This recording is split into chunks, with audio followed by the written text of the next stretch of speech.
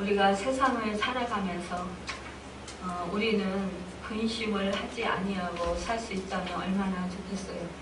그런데 세상을 살아가면서 많은 우리가 정말 그런 그 근심을 하면서 그렇게 살아갑니다.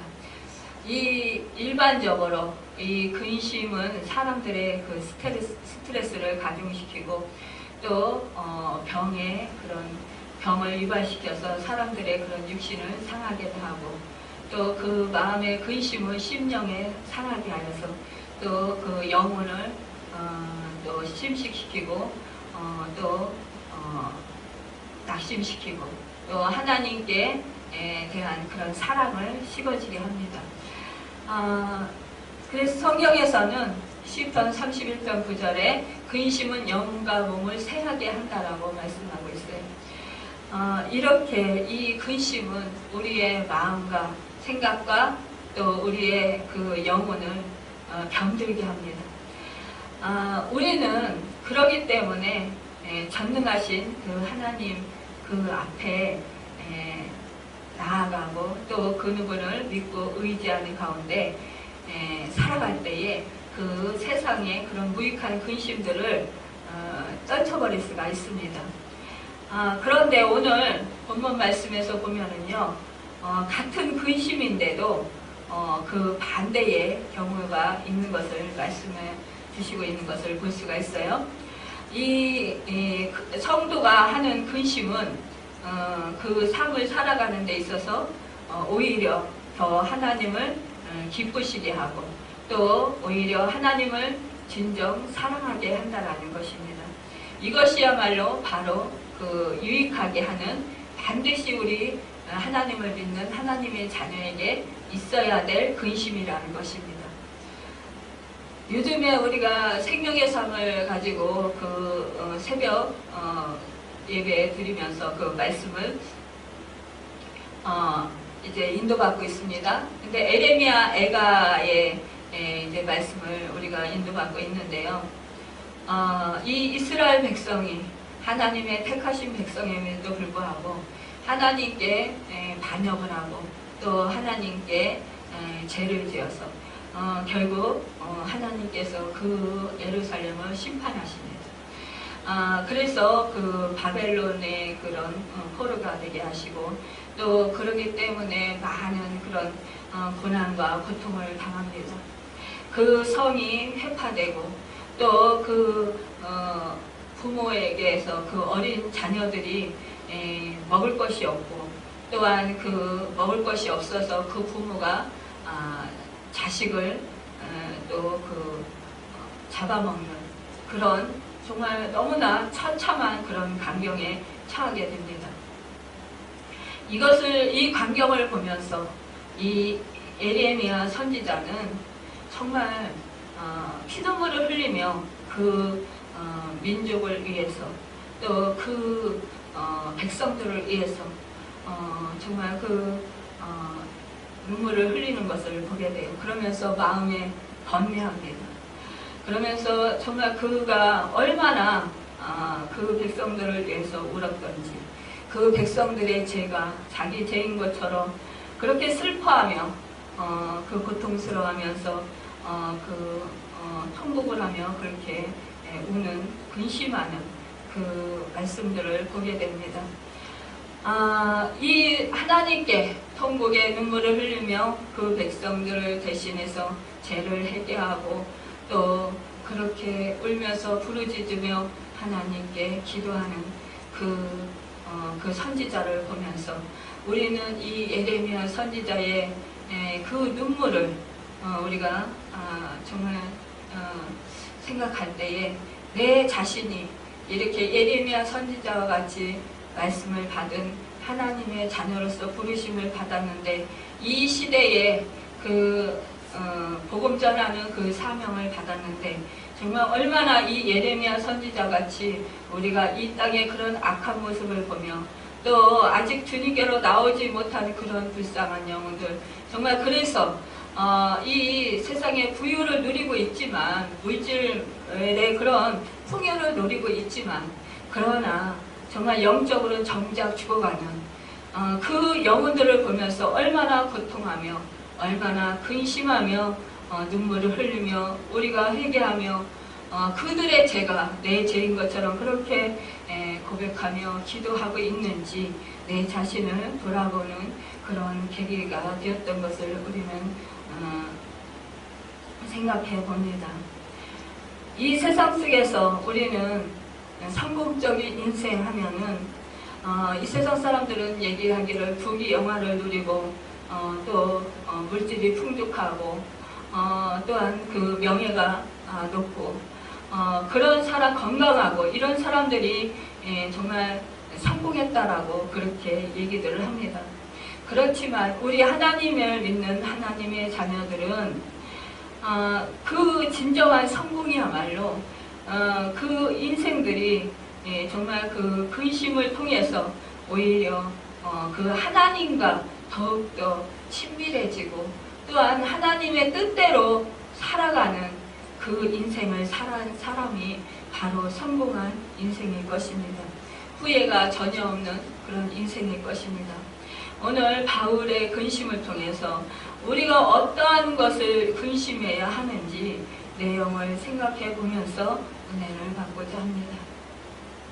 바울이 책망하는 편지는 고린도 교인들에게 근심을 주었습니다. 이 고린도 교인들이 그 복음을 들었지만 그러나 그들이 다른 복음을 접하고 또 거짓 선지자들에게 거짓 교사들에게 속아서 잘못된 그런 교훈을 따르는 것을 보면서 이 바울이 그 고린도 교인들에게 책망합니다. 이제 그들이 그 할례를 받는 것 그것을 율법으로 돌아가고자 하는 그런 그 잘못된 그 가르침에 대해서 이 사도 바울이 부모로서 부모 입장으로 그 자식에게 책망하듯이 그렇게 책망을 합니다. 자신의 그 잘못을 지적받고 기뻐하는 사람은 아마 없을 것입니다. 고린도 교인들도 바울의 책망을 받고 처음엔 의기소침하며 근심하였어요. 그러나 바울이 편지 쓴 목적은 그들에게 슬픔을 주기 위한 것이 아니라 그들을 향한 풍성한 사랑을 알리기 위해서였어요. 진정한 사랑은 사랑하는 자들이 처한 위협에 침묵할 수 없기 때문입니다. 바울은요, 그들을 사랑했기에 눈물로 책망할 수밖에 없었습니다. 그러나 그 바울은요, 그 편지 보낸 것에 대해서 후회하게 되었다고 했습니다. 그러나 이 편지 내용이 그들에게 슬픔을 야기시켰는데 그렇지만 그들이 이 책망을 편지를 받고 나서 이들이 시험에 들지 아니하고 상처 입지 아니하고 이들이 회개했다라는 것입니다. 그래서 오히려 이것이 유익이 됐다라는 것입니다.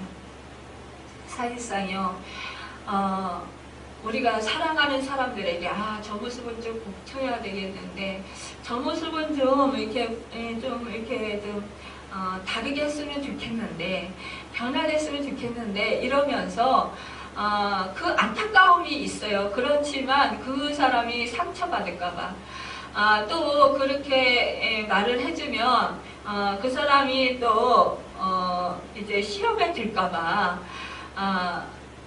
그래서 그냥 입을 다물고 그냥 이제 기도하면서 기다리기도 합니다. 그런데 오랜 시간이 계속 지속되어도 변화되지 않을 때 참으로 가슴이 아프고 답답해요. 이럴 때 우리가 정말 그 사람을 너무 안타까워해서 이제 권면하기도 해보기도 합니다. 그런데 때로는 책망할 때도 있어요. 그런데 이것은 우리가 책망할 때에 정말 그 유익한 목적을 위해서 책망을 할지라도 그 사람이 이렇게 시험에 들고 마음 아파하고 또 고통스러워 할까봐 사실상 그 책망하기를 꺼려합니다. 그런데 이 바울은 진정 그들을 고린도 교인들을 사랑했기 때문에 이렇게 책망을 했어요. 그런데 이 책망이 기쁨으로 바뀐 것이에요. 이 본문에서 사도 바울은 성도의 근심은 하나님의 뜻대로 하는 근심이라고 말하고 있는데요. 이것은 곧 신령한 근심인 것입니다. 원어적으로 하나님에 의한 근심이라는 것이에요. 이 하나님이 허락하신 고통이라는 것입니다. 요컨대 그 근심은 하나님의 영광을 위하여 하나님의 성령에 의해서 하는 근심으로 해결을 하게 하여서 구원에 이르게 하는 유익한 근심을 이루게 한다는 것이에요. 하나님께서는요, 마음이 상한 자에게 가까이 하시고 중심에 통이하는 자를 구원하시는도다. 시편 34편 18절에 말씀하고 있습니다. 예수님께서도요, 산성보훈에서 심령이 가난한 자는 복이 있나니 천국이 저희 것이며 라고 말씀하셨어요. 신령한 근심은요, 우리에게 유익하다라는 것입니다. 신령한 근심은 성령으로 하는 근심이기 때문에 얼마든지 해도 유익하다라는 것이에요. 이 신령한 근심이 없으면 오히려 신앙에 손해가 된다라는 것입니다. 내 가족과 내 이웃과 내 친구들이 정말 그들이 변화를 가져오기 위해서 예수 그리스도를 구세주로 영접하게 하기 위해서 하는 근심, 이것이야말로 하나님이 기뻐하시는 근심이라는 것이에요. 로마서 9장 1절에서 3절에 보면 내가 그리스도 안에서 참말을 하고 거짓말을 아니하노라.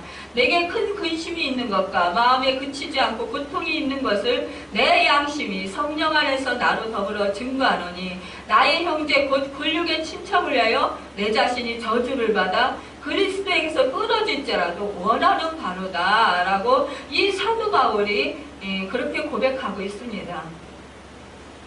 내 마음속에 이렇게 한 영혼을 천하보다도 귀하게 여기시는 그 하나님의 마음, 그 아픔, 그 고통이 내 안에 절절히 깨닫고 느껴질 때, 그 마음이 느껴질 때 우리는 한 영혼 한 영혼을 그냥 보아 넘길 수가 없어요.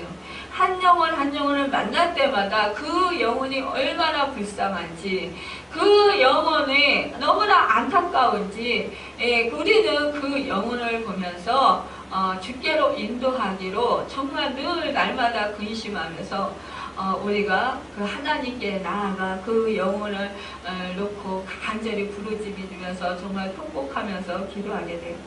그 사람의 죄가 이 에레미야 선지자가 그 자기 자신의 죄처럼 여기면서 그렇게 통곡하며 하나님께 부르짖으며 기도했던 것처럼 우리도 그렇게 에레미야 선지자처럼 그렇게 기도하게 된다는 것입니다. 우리가요, 한 영혼을 그 사랑하는 그 근심이 없으면 사실상 그렇게 할 수가 없어요. 또한 우리가 또한 그 신령한 근심이란 또 우리가 불신앙이나 나태함이나 또 그 신앙의 퇴보나 또 어떠한 그런 잘못된 상태에 있음을 하나님 말씀에 의해서 깨우침을 받았을 때 우리가 돌이키게 하겠다는 그런 해결을 낳는 그런 근심을 할 수가 있습니다. 이 상태는요, 율법과 복음의 역사인데요.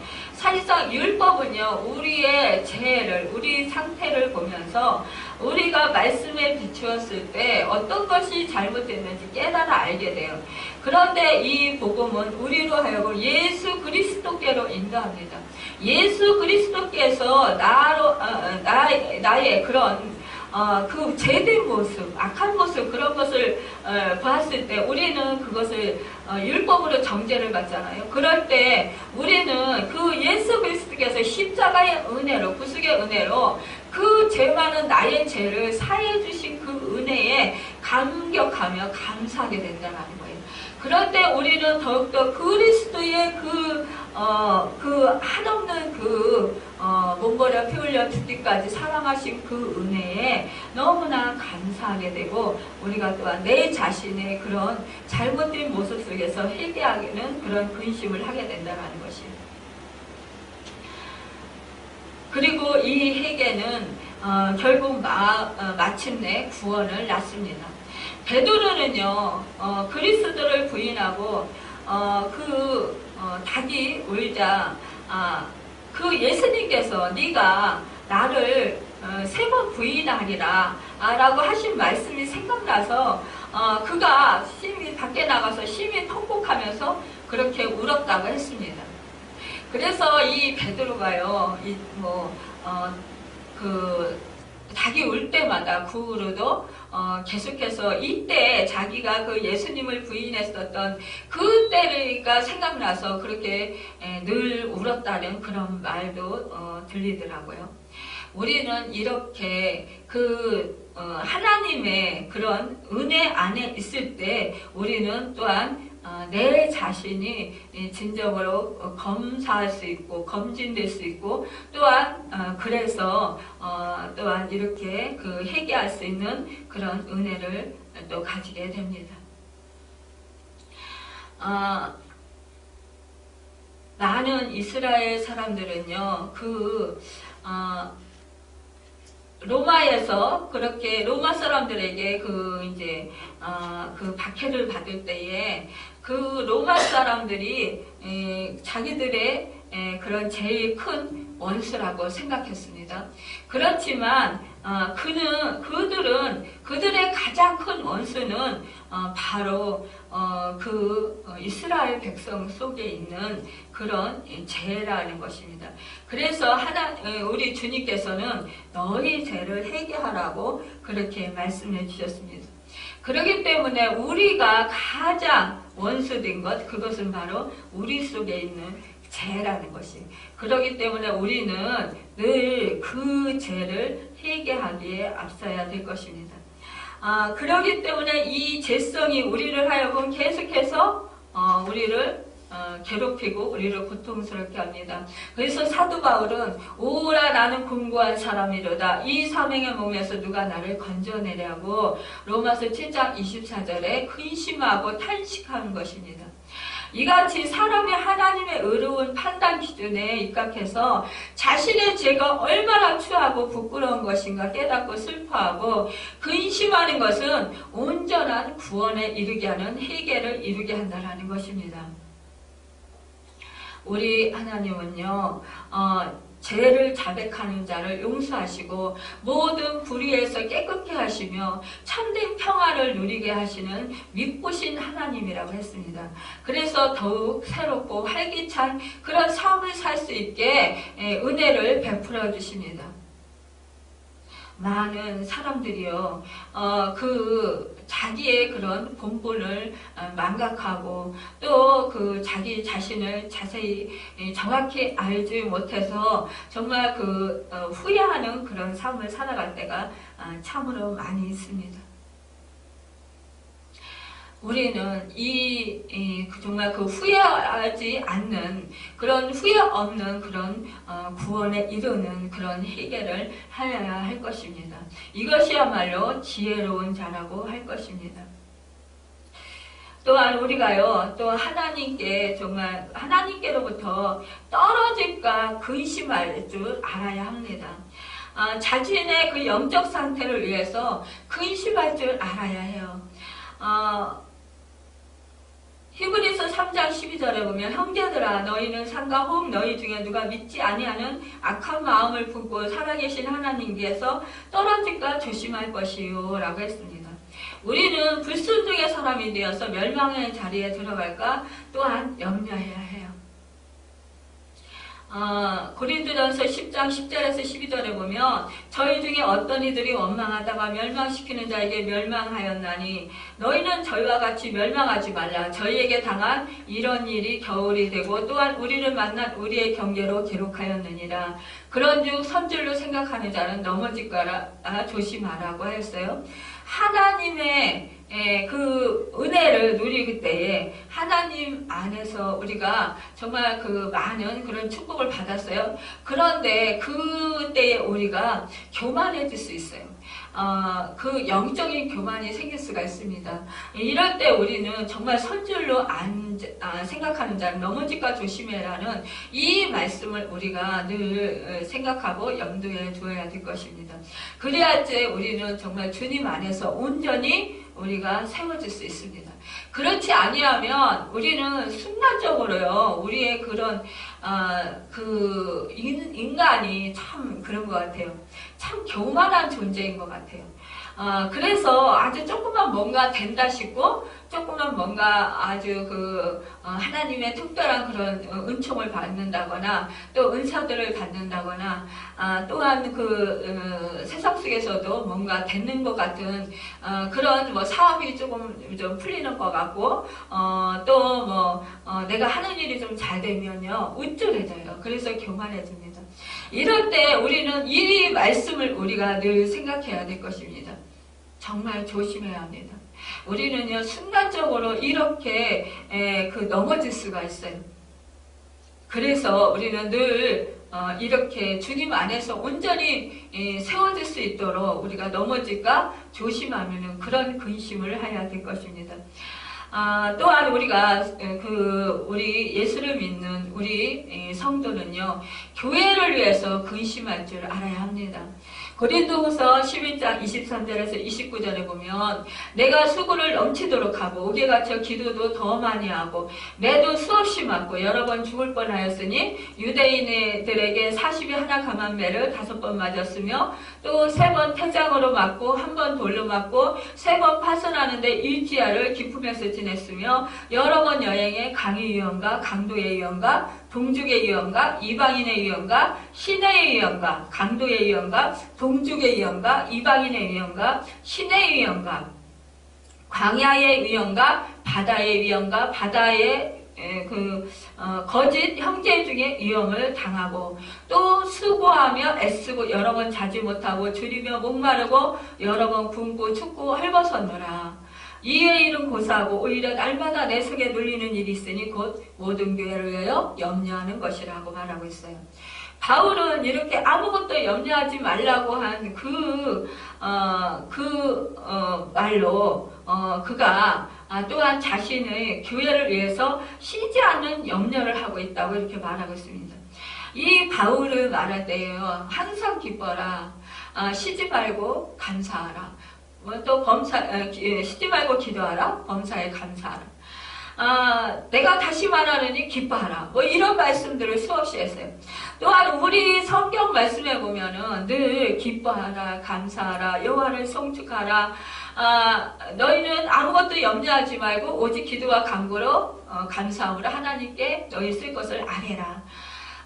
염려함으로 너희가 키를 하자라도 이렇게 키우게 할 수 있느냐, 크게 할 수 있느냐, 잘하게 할 수 있느냐, 이렇게 주님의 말씀들이 있습니다. 그럼에도 불구하고 또한 이렇게 사도 바울은 염려한다라는 거예요. 이 교회들을 위해서 염려해서 이 사도 바울은 이렇게 위험 속에서도 이런 고통을 당하면서도 쉼없이 이 교회를 위해서 자기가 열심히 정말 특심을 이루면서 그가 최선을 다하며 그렇게 섬겼다라는 것입니다. 여러분, 교회의 주인은 누구입니까? 바로 우리 주 예수 그리스도입니다. 교회를 사랑하는 것은 곧 주님을 사랑하는 것입니다. 우리가요, 처음에 은혜를 받으면은요, 정말 나 같은 죄인 살리신 주님의 은혜가 얼마나 큰지, 하늘을 두루마리 샀고 바다를 먹물 삼아도 다 갚을 수 없고, 이 벌레만도 못한 이 죄인, 이 그간무도한 죄인, 나를 살리시려 정말 높고 높은 그 보좌를 버리시고 이 땅에 낮고 찬한 이 땅에 나를 살리시려, 나의 죄를 사하시려, 죽으시러 이 땅에 그 인간의 모습으로 오신 그 하나님이시면서도 그 하나님의 아들이신 그분, 속죄 제물로 오신 우리 예수 그리스도, 그분을 생각할 때 우리는 너무나 감격하고, 또 얼마나 나를 사랑하시기에 태초에 나를 택하여 주시고 나를 하나님의 자녀로 삼아 주시고 이렇게 불러주셔서 정말 값없이 이렇게 나에게 이런 큰 은혜, 구원의 은총을 베풀어 주셨나 하면서 우리는 정말 그 절절절절이 감격하면서 온몸을 다해서 하나님을 찬양하고 하나님께 감사를 드립니다. 또 감격하면서 눈물 흘리며 감사하게 돼요. 그리고 또 내가 이제는 정말 주님의 영광을 위해서 살겠다고 그렇게 결단을 합니다. 그리고 내가 정말 몸 바쳐 헌신하겠다고, 주님을 사랑하겠다고 그렇게 고백을 합니다. 그리고 더욱더 하나님을 사랑할 수 있도록 성령 충만함을 구하고, 또 주님의 몸된 교회를 잘 섬기고, 또 예배로 하나님께 진정과 신령으로 예배 드릴 수 있도록 사모하면서 그 예배 시간을 고대하고 기대하고, 그리고 어떤 말씀을 나에게 주실까 생각하면서 기대하면서 정말 밤잠을 설치고 뜬 눈으로 세우기도 합니다. 그리고 정말 새벽에 달려와서 주님의 말씀 듣고 예배 드리는 것, 또 기도하는 그 시간이 얼마나 달콤하고 얼마나 행복한 시간인지요. 우리는 이때에 하나님의 정말 사랑에 빠져서 너무너무 행복하고 구름을 나는 것 같은 그런 그 은혜를 누립니다.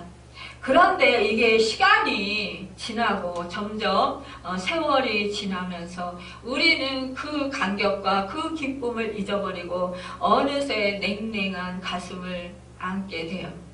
그래서 예배 시간이 와도 그저 평상시에 그 언제나 했던 것처럼 그렇게 아무런 감정 없이, 아무런 감동 없이, 희대감 없이 그렇게 예배 장소에 나오기도 합니다. 그래서 언제나 그랬듯이 예배 드리고, 또 언제나 그랬듯이 찬양 드리고, 그렇게 사는 것이 그냥 일상생활이 되어서 뜨뜻미지근하게 그렇게 우리가 신앙생활할 때도 많이 있습니다. 마치 두아디게야 교회처럼 정말 차지도 아니하고 뜨겁지도 아니하고 또한 미지근하여서 우리가 주님이 내 입에서 너를 토하여 버리리라고 말씀하시는 그것처럼 우리가 그렇게 신앙생활이 미지근할 때가 있다라는 것입니다. 우리가 그런 책망을 들을 수 있는 자리에 있을 수도 있다라는 거예요. 그러면서 말씀하기를 나는 부유자라, 부유하여 부족한 것이 없다나 내 공부한 것과 가련한 것과 가난한 것과 눈먼 것과 벌거벗은 것을 알지 못하는도다. 여러분, 라오디게아 교회에는 세상이 주는 부와 건강 때문에 그 부족함이 없다고 착각했어요.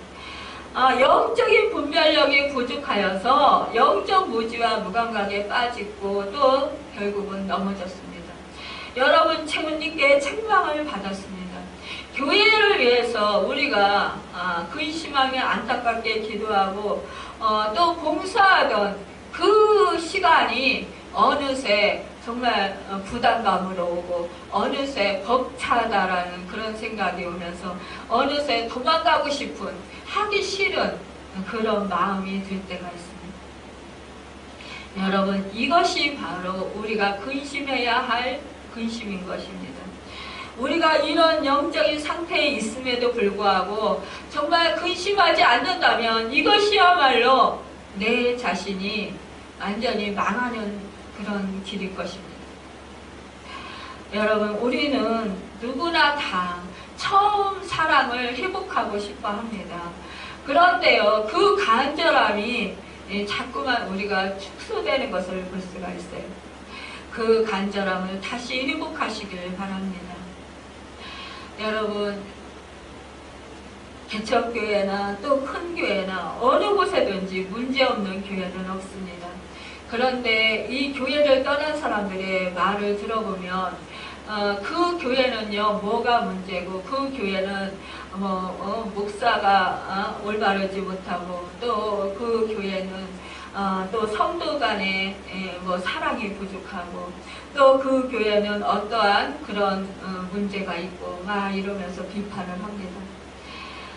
결국 이 모든 것이, 비판한다라는 그것이 결국은 자기 속에 진정으로 자기 영혼을 위해서 근심하는 것이 사라졌다라는 것입니다. 그것은 자기 자신을 돌아보기보다도 모든 것이 환경 탓, 남의 탓을 하는 것으로 돌리기 때문입니다. 우리는 이러할 때 더욱더 그 마음이 딱딱하고 완악하게 굳어지게 됩니다. 여러분, 이것은 결국 영적인 무감각에 빠지게 하는 그래서 결국 자기를 망하게 하는 그런 안타까운 그런 계기가 되는 것입니다. 여러분, 우리 이제 깨어납시다. 더욱더 내 자신의 그런 영적인 무감각이 없는지, 무감각해서 느끼지 못하고 깨닫지 못하는 것이 없는지 우리 나 자신을 살펴보고 성령님께 우리 기도합시다. 또한 이대로는 아니 된다라는 생각을 가져보시길 바랍니다. 우리가 늘 해왔던 대로 예배 시간에 예배를 드리고, 또 기도 시간에 기도를 드리고, 또 찬양 시간에 찬양을 드리고, 이것이 나의 할 도리를 다 했다고 생각하시지 않습니까? 또한 내가 11조를 드리고, 또한 내가 감사헌금을 드리고, 또 주일헌금을 드리고, 선교헌금을 드리니까 내가 드릴 것을 다 드렸다고 생각하십니까? 내 마음 중심이 진심으로 하나님을 향하고 있는지를 살펴보시길 바랍니다. 우리 주님은요, 과부가 드린 그 두 그란트, 두 렉돈을 칭찬하셨습니다. 그는 생활비 전부를 드렸다고 하시면서 칭찬하셨어요. 여러분, 생활비 전부를 드릴 때에는 자기 생명을 아끼지 아니하고 드리는 것입니다. 그 자기의 생활비 전부를 드릴 때에는 자기의 그 모든 것을 걸고선 하나님께 드리는 것입니다. 여러분, 내가 처음에 은혜를 받고 주님의 사랑을 깨달았을 때, 내가 구원받은 그 감격에 정말 몸둘 바를 모를 때, 그때는 내 생명을 조금도 아끼지 아니하고 주님을 위해서 드리고자 하시는 그런 마음이 세워졌었습니다. 그런데 세월이 지나가면서 우리의 마음은 상태는 어떻게 되었나요? 당연히 말씀대로 내가 11조를 하고 감사헌금을 드리고 주일헌금을 드리고 예배를 드리고 내가 찬양을 드리고 기도하니까, 그러니까 내가 할 도리는 다 했다라고 생각하십니까? 우리 하나님은요, 마음 중심을 보시는 분이시라고 하셨습니다.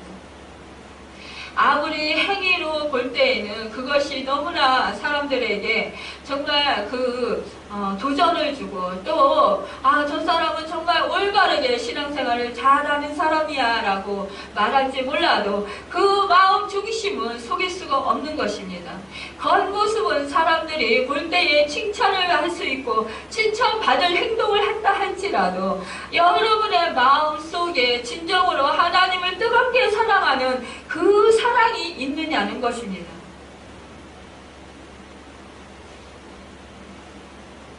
우리 교회는 정말 너무나도 감사하게도 개척교회임에도 불구하고 참 부족한 것이 거의 없습니다. 하나님께서 채워주셔서 그렇게 은혜를 베풀어 주셨습니다. 그런데 진정 우리가 회복해야 할 것은 바로 성령 충만이며, 바로 우리가 회복해야 할 것은 내 마음 중심에 뜨겁게 하나님을 사랑하는 것입니다. 여러분, 첫사랑을 회복하시길 바랍니다. 뜨거운 열정과 뜨거운 감격과 주님의 뜨거운 사랑, 그 사랑하는 마음을 여러분 달라고 하나님께 기도하시길 바랍니다. 성령의 충만함을 사모하시고, 여러분 예전에는 정말 저는 그랬어요. 예전에 언제 새벽에 와서 새벽에 언제 가서 하나님을 만나 뵙고 기도드리고 정말 예배드리고 찬양드릴 수 있을까? 빨리 왔으면 좋겠다. 새벽에 빨리 왔으면 좋겠다. 그리고 막 설레이면서 그 시간을 기다렸었던 때가 있었습니다. 그런데 어느새 그 설레임이 차츰차츰 줄어들더니 지금 사라졌어요. 어떤 때는 제가 말씀을 전해야 되니까 부담감에 사로잡혔습니다. 오늘 좀 차라리 쉬었으면 좋겠네 라고 생각할 때도 있습니다. 여러분이 문제가 아니라 사실상 제가 문제입니다. 금요 차례 날이요 지난주 차례하면서 우리 성령님께서 저에게 그걸 깨닫게 하셨어요. 저도 모르게 성령님께서 기도를 인도해 주셨습니다. 우리 교회의 실정을 보게 하셨어요. 그 누구보다도 제가 문제였습니다. 예전에 그 하나님을 사랑했던 그 뜨거운 열정이 사라졌고, 그 감격이 사라졌고, 그저 형식에 치우쳐서 형식적으로 예배드리고 찬양드리고 기도드릴 때가 얼마나 많이 있었는지, 그것을 놓고 회개하게 하셨습니다. 근심하게 하셨어요. 탄식하게 하셨어요.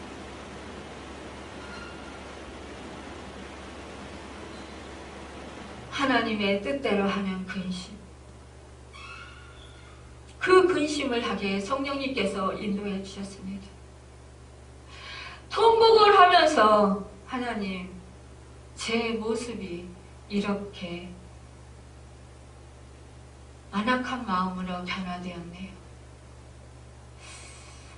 이렇게 제 마음이 옥토 같은 마음이 아니라 단단한 마음이 되었습니다. 가시밭대가 같은 그런 제 마음판이 되었습니다. 여러분, 이 또한 너무나 감사했습니다. 성령님께서 하나님 뜻대로 근심하며 회개하며 기도하게 하셨기 때문입니다.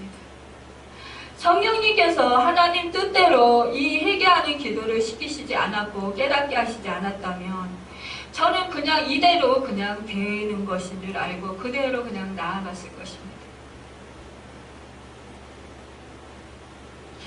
하나님 뜻대로 하는 근심, 하나님 뜻대로 하는 회개, 이것은 바로 구원에 이르게 하는 회개이고 구원인 것입니다.